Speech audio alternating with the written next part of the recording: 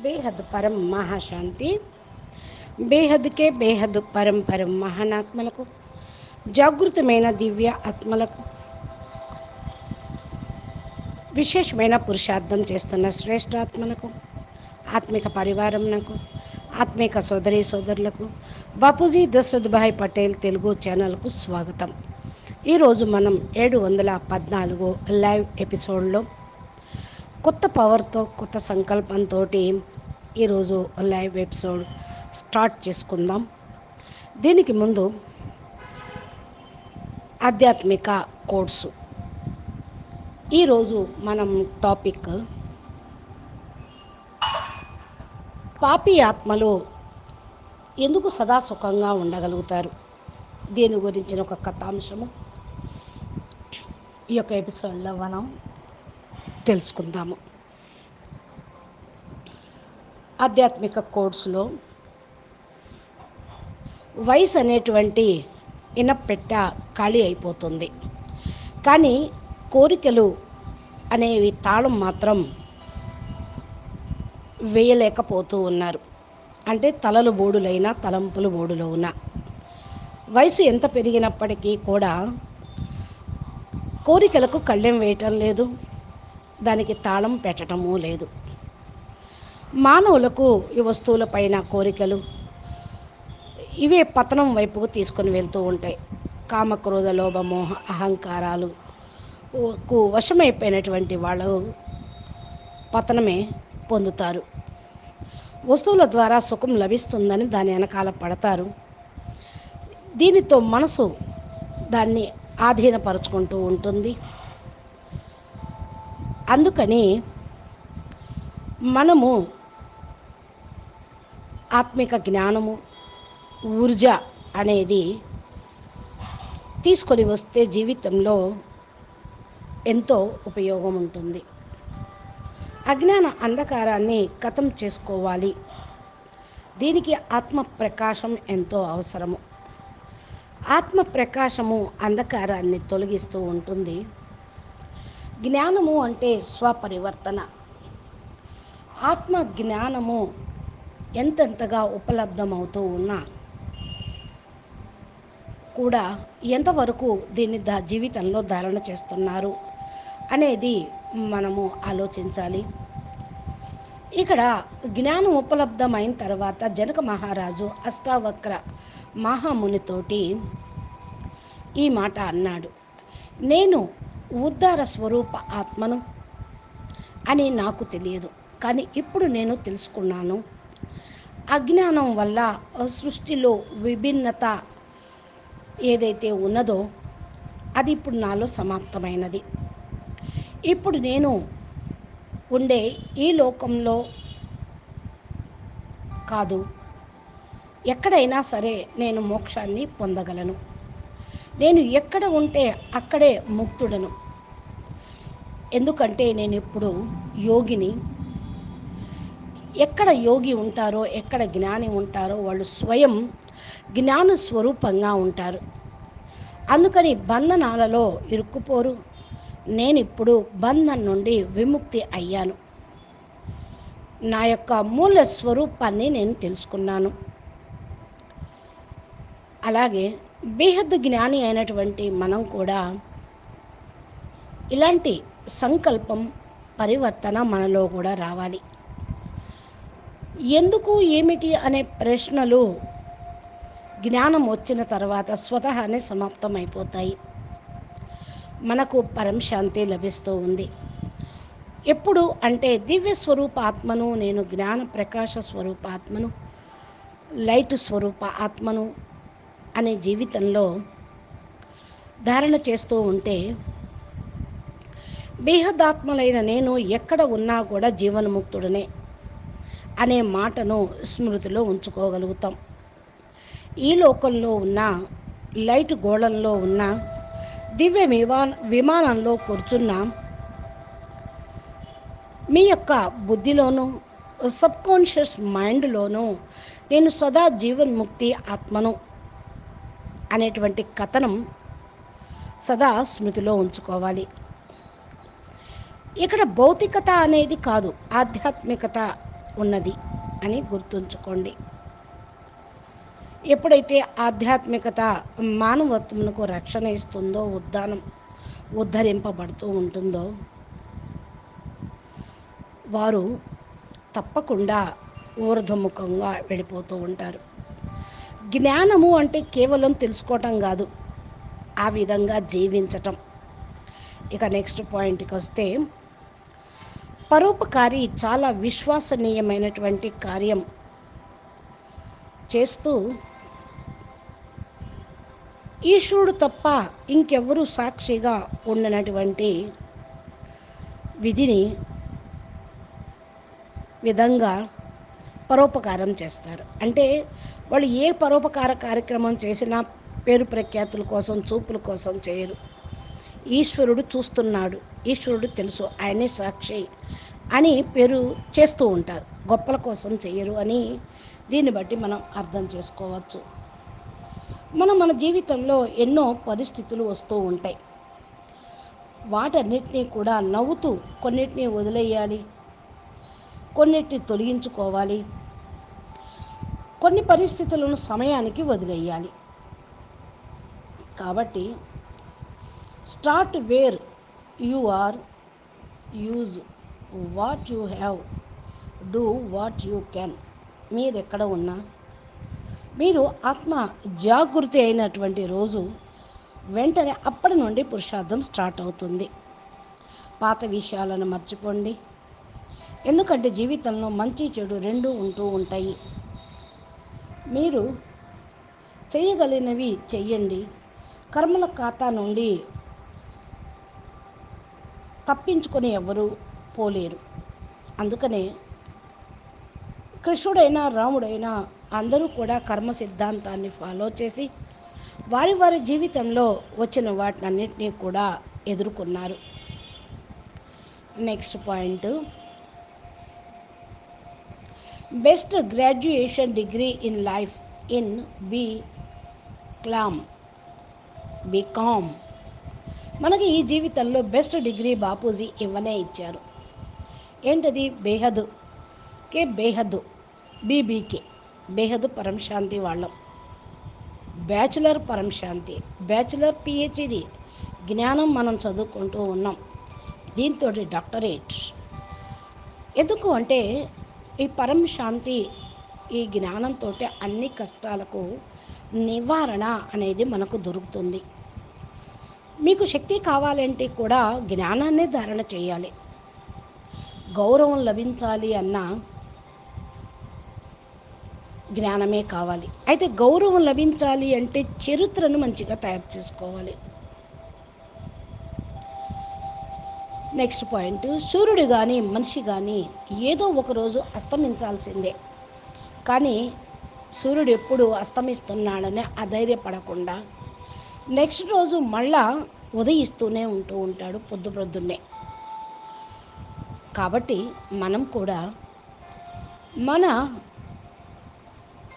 అస్తమము కాదు, మళ్ళా ఉన్నతిలోకి వెళ్ళటానికే దిగిపోతూ ఉన్నాము, మళ్ళా వృద్ధిలోకి వెళ్తాము అని ధైర్యాన్ని, ఆస్థాన్ని పెట్టుకోవాలి.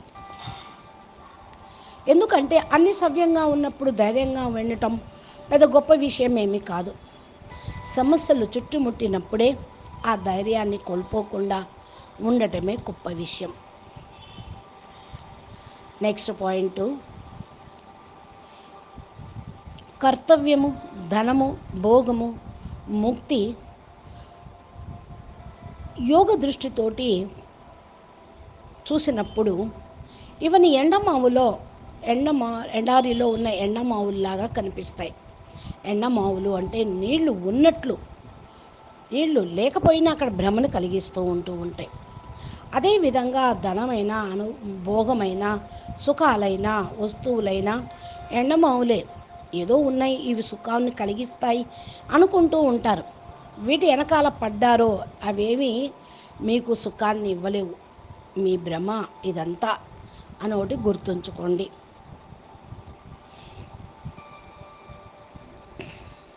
భీమా కంటే పొట్ట చాలా టాలెంట్ కలిగింది. ఎందుకంటే కర్మల ఖాతాలను ఎలా ఖతం చేసుకోగలుగుతూ ఉంటాం. ఇంటిమేషన్ ఇస్తుంది పొట్ట. కర్మలు కూడా మనము సమాప్తం చేసుకోవాలి. మనము ఈ భూమి మీదకి కర్మల ఖాతాన్ని సమాప్తి చేసుకోవడానికే వచ్చాం, సూక్ష్మవతనంలో కాదు. ఇది లాస్ట్ జన్మగా చూసుకొని భూమిపైన కర్మ చేయటానికి వచ్చాం. ఈ భూమి కర్మ భూమి, యోగ భూమి, తపస్యా భూమి. జాగృతం అవ్వాలి. ఇక్కడ మానవ జన్మ సర్వ జీవుల్లో కంటే శ్రేష్టమైనటువంటి జీవి. మీకు ఎవరు గైడ్ చేస్తున్నారో చూసుకోండి. ఇక్కడ పరమాత్మ మనకు గైడ్ అయి నడిపిస్తూ ఉన్నారు. మనము ఏ సోర్స్ తోటి కనెక్ట్ అవుతున్నామో కూడా చూసుకోవచ్చు. పరంపిత పరమాత్మ ఆల్మైటీ అథారిటీ మనకు సోర్సు. జ్ఞానము తోటి పరివర్తన అవుతూ ఉంటుంది. స్వపరివర్తన ప్రాసెస్ తోటి కర్మ బంధాన్ని ఖతం చేసుకుంటూ ఉంటాం. ఇది కర్మ బంధాన్ని ఖతం చేసుకునే ప్రాసెస్. ఫస్ట్ ప్రాసెస్ ఏంటంటే స్వపరివర్తన.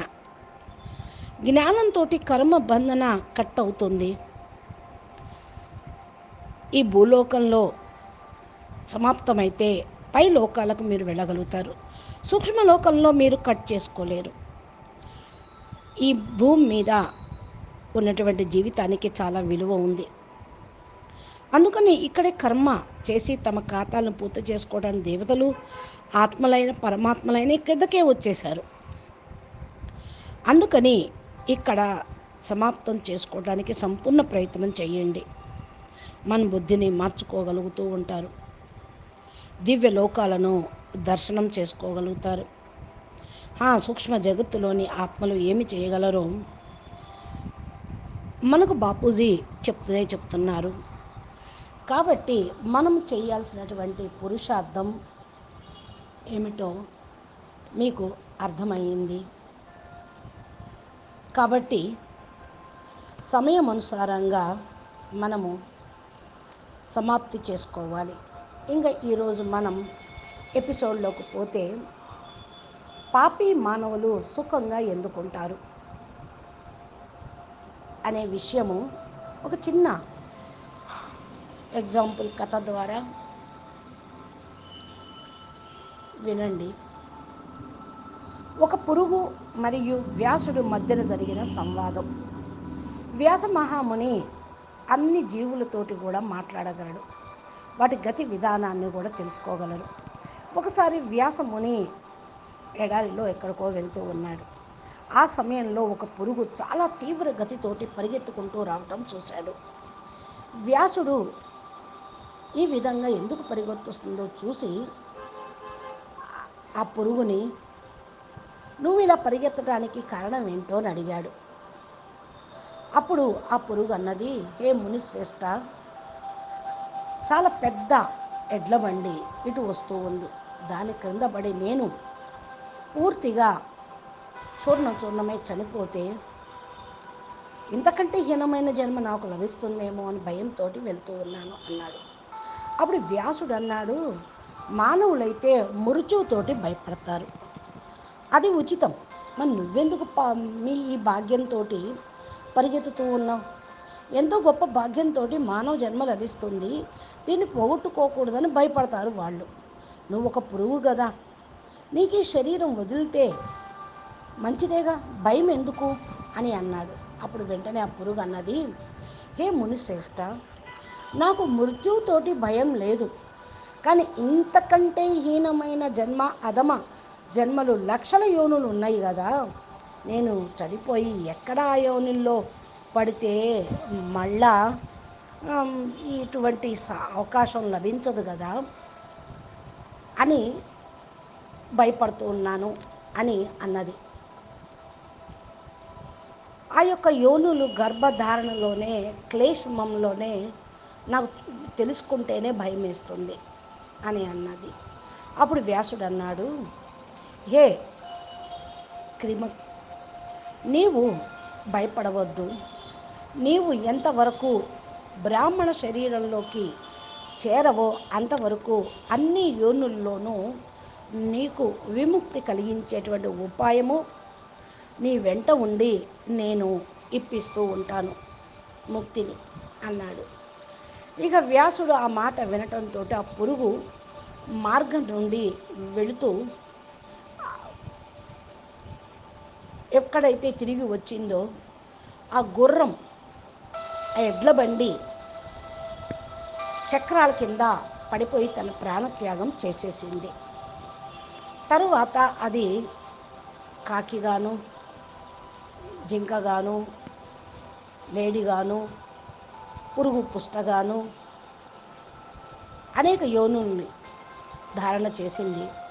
ఎప్పుడెప్పుడైతే ఆ యోనుల్ని ధారణ చేస్తుందో అప్పుడప్పుడు వ్యాస ముని వెళ్ళి తన పూర్వ జన్మ యొక్క స్మరణ కలిగించి అక్కడ నుండి పక్షి, జింక మొదలైన యోనుల్లో జన్మ తీసుకునే విధంగా చేశాడు. వ్యాసుడు దాని వెనకాల పడి తన టైం వేస్ట్ చేస్తున్నాడు. చూడండి, ఇక్కడ పూర్వజన్మ యొక్క దర్శనం ఇవ్వటంతో ధర్మం యొక్క ఆచరణ చేస్తూ ఆ రోజుల్లో శరీరాన్ని త్యాగం చేసేటువంటి బ్రాహ్మణ యోనిలోకి జన్మ తీసుకుంది ఆ యొక్క పురుగు.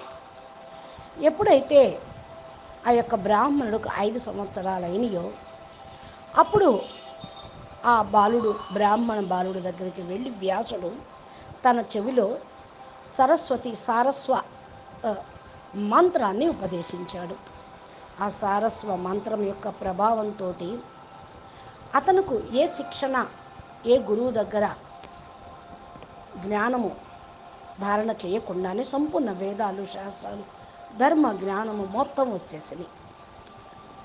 ఇక వ్యాసముని అతనికి ఆజ్ఞ ఇచ్చి, హే పుత్ర, నీవు కార్తికేయ క్షేత్రంలోకి వెళ్ళు, అక్కడ నందభద్రకు ఆశ్వాసన కలిగించు అన్నాడు. ఎందుకంటే నందభద్రకు అనేక డౌట్స్ ఉన్నాయి.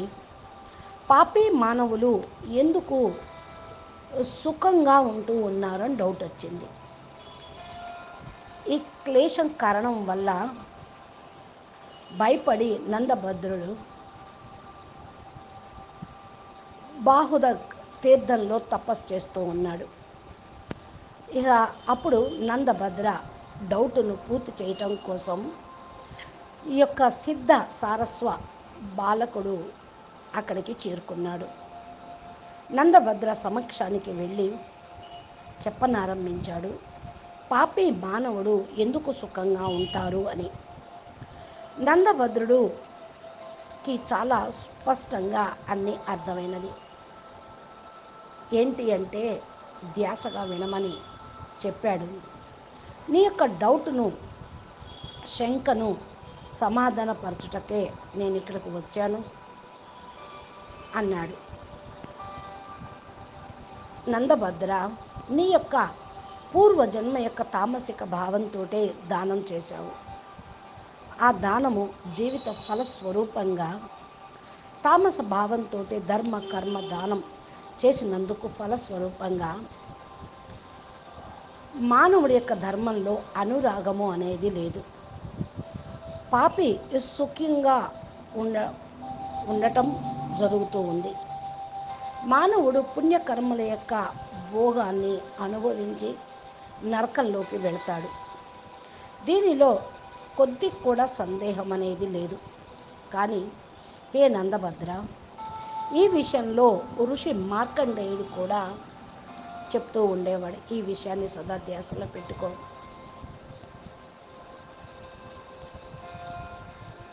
ఏదైతే ధ్యానము సదా 4 రకాలుగా ఉంటుంది.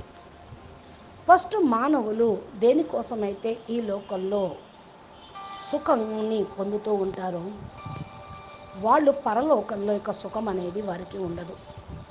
రెండో వారు పరలోకంలో కూడా సుఖంగా ఉంటారు. కానీ ఈ లోకంలో వాళ్ళకు సుఖం అనేది లభించదు.